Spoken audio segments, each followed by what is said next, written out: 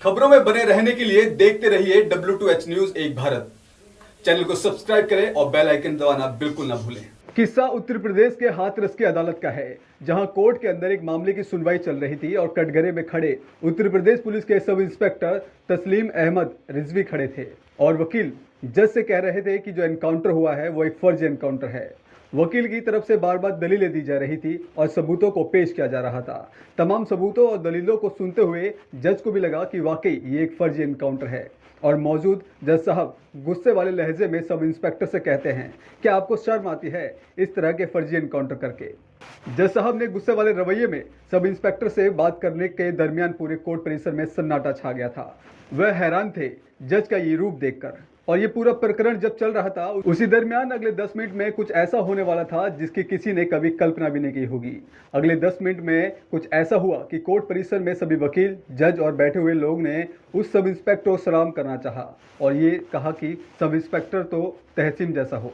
नमस्कार, आप देख रहे हैं ट्रिपल पी यानी पब्लिक प्रोटेक्टर पुलिस। इस शो में हम आपके लिए लेकर आते हैं एक ऐसे जाबाज सब इंस्पेक्टर की कहानी जो केवल 10 मिनट के अंदर बन गया सब इंस्पेक्टर से इंस्पेक्टर।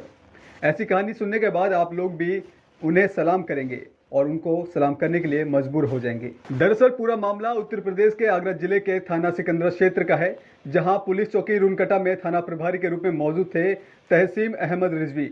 बीते साल 2009 20 फरवरी की है जब तस्लीम अहमद रिजवी को एक लेटर प्राप्त हुआ। उस लेटर में लिखा था कि उनकी पेशी हाथरस के कोर्ट में होनी है और उस कोर्ट में पेशी के दौरान उनको कुछ तथ्य और सबूतों को जज के सामने पेश करना है।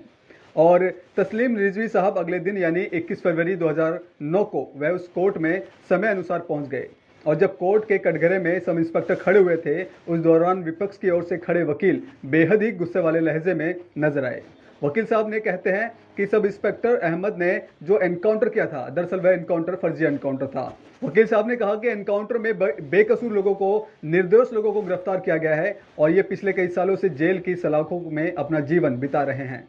जब सभी तथ्यों को पेश करने के बाद वकील की दलील पर जज साहब पीके जैन को पूरा यकीन हो गया कि यह एनकाउंटर सच में फर्जी था। उस दौरान जज पीके जैन उन सब इंस्पेक्टर को जमकर फटकार लगा रहे थे। इस पर सब इंस्पेक्टर जज साहब के सामने ईमानदारी का सबूत पेश करने का प्रयास कर रहे थे। वे कह रहे थे कि ये सच में एक सच्चा एनकाउंटर है। आप समझने की कोशिश कीजिए जज साहब। सब इंस्पेक्टर ने जज को बताया कि इन सभी लोगों ने एक लड़के का अपहरण किया था। अपहरण के बाद ये लोग उसे जंगल की ओर ले जा रहे थे। जब उनका सामना हम लोगों से हुआ तो इन्होंने हमारे ऊपर गोलियां चला दी और हमने अपनी सूझबूझ से उस युवक को बचा लिया और साथ ही इन बदमाशों को धर दबोचा। जज साहब, इनका बहुत बड़ा गैंग है। लेकिन जज साहब इंस्पेक्टर की बातों को झूठा मान रहे थे। जज साहब गुस्से में टकटकी बांधे उस इंस्पेक्टर को देख रहे थे। काफी देर तक ये प्रकरण चला और इसी बीच सभी की नजरें जज साहब पर थी कि आखिर वह इंस्पेक्टर के खिलाफ क्या कुछ जजमेंट देंगे। जज अपनी सुनवाई करने ही वाले थे कि अचानक कोर्ट से लगभग 50 से 60 मीटर दूर सीजेएम के ऑफिस में गोलियां चलने की आवाज आने लगी। गोली की आवाज सुनते ही कोर्ट में बैठे लोग, वकील और जज साहब घबरा गए। कोर्ट में अफरा तफरी का माहौल हो गया। लोग इधर उधर भाग रहे थे और सीजेएम ऑफिस से लोगों की रोने चिल्लाने की आवाज आ रही थी। ऐसा लग रहा था कि ना जाने वहां पे कितने लोगों को गोलियां लग चुकी हैं। गोलियों की आवाज सुनकर सब इंस्पेक्टर जज साहब से हाथ जोड़कर रिक्वेस्ट करते हैं कि जज साहब, अगर आप मुझे आज्ञा दे तो मैं बाहर जाना चाहता हूं। हो सकता है कि बाहर मेरी जरूरत हो। जज साहब कुछ देर तक सोचते रहे और तब जाकर जज साहब ने हामी भर दी। कहते हैं कि जाओ, लेकिन तुम्हें वापस सही आना होगा। हम सब तुम्हारा इंतजार कर रहे हैं और तुम्हारे आने के बाद जजमेंट सुनाया जाएगा। इसके बाद सब इंस्पेक्टर तहसीम अहमद अपनी सर्विस रिवॉल्वर निकालते हैं और एक गेट के पीछे जाकर बाहर का माहौल भांपने की कोशिश करते हैं। जब सब इंस्पेक्टर गेट के बाहर देख रहे होते तो उनको दिखता है कि सामने 3 लोग हैं और इस तरफ कुछ पुलिस वाले हैं। वो 3 लोग पुलिस वालों पर गोलियों की बरसात कर रहे हैं। लेकिन वहीं कोर्ट परिसर में वकीलों की भगदड़, वहीं दूसरी ओर 10-15 कैदी कोर्ट में आए हुए थे। उनको बचाने की कोशिशें की जा रही हैं, यानी कह सकते हैं कि माहौल वहाँ का हबड़ तबड़ मचा हुआ था।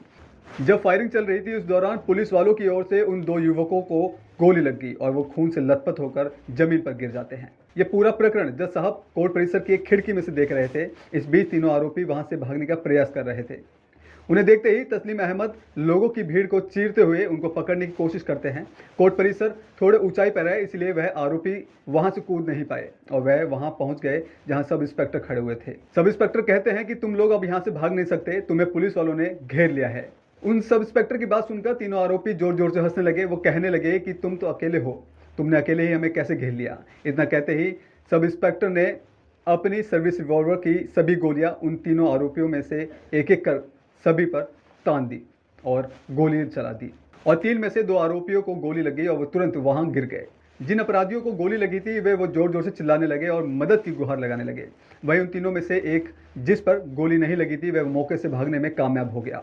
ये पूरा प्रकरण कोर्ट परिसर में लोग टकटकी बांधे देख रहे थे।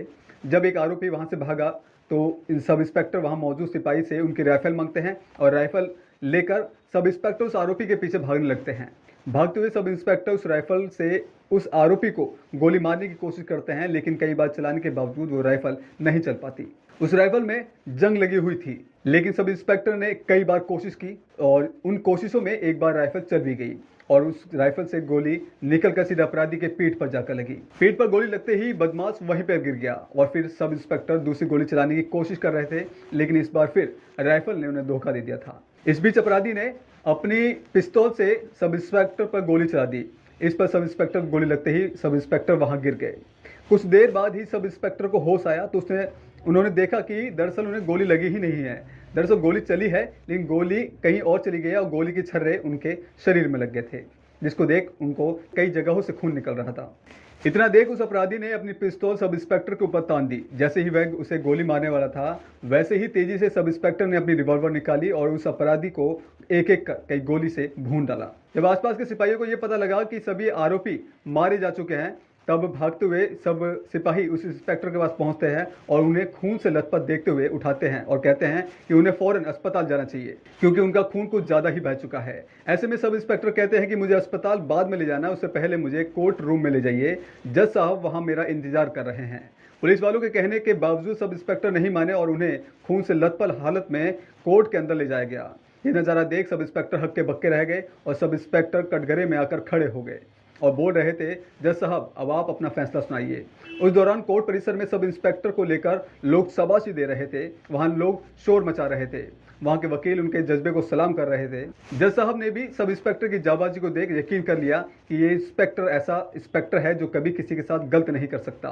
और जज साहब ने अपना निर्णय सुनाया और उन आरोपियों को सजा सुना दी। जज साहब ने उस इंस्पेक्टर के कारनामे और उनकी बहादुरी को लेकर उनको सलाम ठोका। उन्होंने कहा कि देश में तुम जैसे जांबाज पुलिस वालों की जरूरत है। जब ये बात चैनलों तक पहुंची तो मानो पूरा देश उस इंस्पेक्टर को सलाम कर रहा था। मानो वो लोगों के लिए एक हीरो की तरह दिलों में उतर गया था। लगभग 1 साल बीत जाने के बाद तस्लीम अहमद को उनके कारनामे का इनाम देते हुए उन्हें सब इंस्पेक्टर से सीधा इंस्पेक्टर पद दे दिया और उन्होंने 1 साल इंस्पेक्टर के पद पर रहकर अपने थाने में ईमानदारी से अपनी ड्यूटी निभाई। फिलहाल तस्लीम अहमद रिजवी अभी रिटायर हो चुके हैं। वह अपने परिवार के साथ गांव में जीवन बिता रहे हैं। दोस्तों, कैसी लगी तस्लीम अहमद रिजवी की ये सच्ची कहानी? W2S न्यूज़ तस्लीम अहमद रिजवी के इस जज्बे को सलाम करता है। हम अगले एपिसोड में फिर एक ऐसी सच्ची कहानी के साथ आपको रूबरू करवाएंगे। जब तक देखते रहिए पब्लिक प्रोटेक्टर पुलिस, असल नायक। जय हिंद। खबरों में बने रहने के लिए देखते रहिए W2H न्यूज़ एक भारत। चैनल को सब्सक्राइब करें और बेल आइकन दबाना बिल्कुल ना भूलें।